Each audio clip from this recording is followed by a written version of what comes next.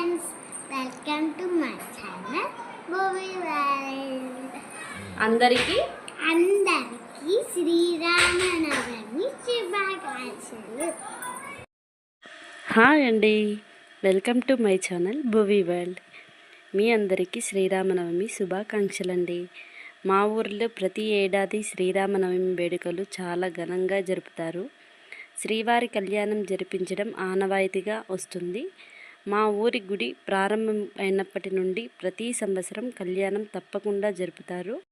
మా ఊరిలో సీతారాముల కళ్యాణం జరపడానికి రాములవారి తరపున ఒక జంటను, అదేవిధంగా సీతమ్మ తరపున మరొక జంటను అయితే కూర్చోబెట్టి కళ్యాణం అయితే చేయిస్తారండి. ఈ ఏడాది రాములవారి తరపున పెళ్లి జరిపే వారి ఇంటి నుండి పట్టు వస్త్రాలతో, పూలు, పండ్లు, పలహారాలతో ముత్తైదులందరూ చక్కగా ముస్తాబై వారి వెంట మేళతాళాలతో గుడికైతే బయలుదేరాము.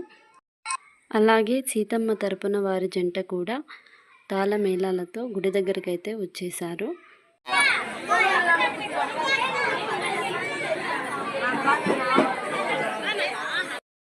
మేము వెళ్ళేసరికి గుడి కోలాహలంగా ఉంది.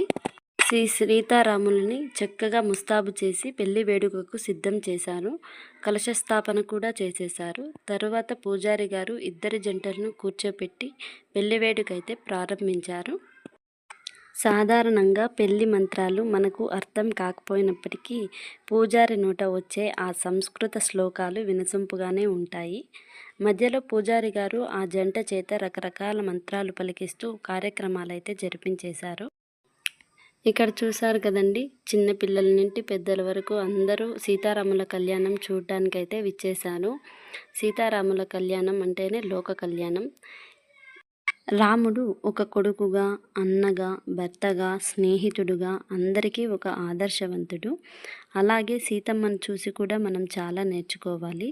తన భర్త ఎలాంటి పరిస్థితుల్లో ఉన్నా రాముని చేయి విడవకుండా రాముని వెంట 14 ఏళ్ళు వనవాసం చేసి ఆదర్శవంతమైన దంపతులయ్యారు. ఇక్కడ భువన వాళ్ళ అన్నకు చెప్తుంది, ఫొటోస్, వీడియోస్ అన్నీ క్లారిటీగా తీయు అని చెప్తుంది. ఇక పూజారి గారు రాముల వారికి మరియు సీతమ్మ వారికి జీలకర్ర బెల్లం పెట్టారు. ఆ తరువాత జంజం కూడా వేశారు. జీలకర్ర బెల్లం పెడితే సగం పెళ్ళి అయిపోయినట్లంట కదా. జీలకర్ర బెల్లం ఎందుకు పెడతారో నాకు తెలియదు. మీకు తెలిస్తే కమెంట్ సెక్షన్లో కమెంట్ అయితే చేసేయండి. ఇక్కడ పూజారి గారు సీతారాములిద్దరికీ కంకణధారణ చేసి పసుపు కుంకుమ పెట్టారు. ఇక్కడ మా బుడ్డోడు చూడండి, బాగా అలసిపోయానన్నట్టు ఓఆర్ఎస్ అయితే తాగేస్తున్నాడండి. ఇక్కడ చూస్తున్నారు కదండి, ప్రజలందరూ మంగళసూత్రాన్ని దండం పెట్టుకొని అక్షింతలైతే తీసుకుంటున్నారు.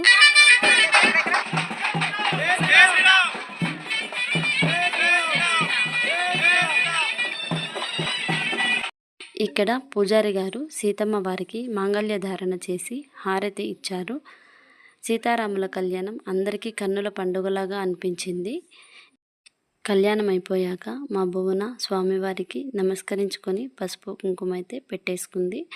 ఆ తర్వాత నేను కూడా పసుపు కుంకుమ పెట్టుకొని స్వామివారికి అయితే నమస్కరించుకున్నాను.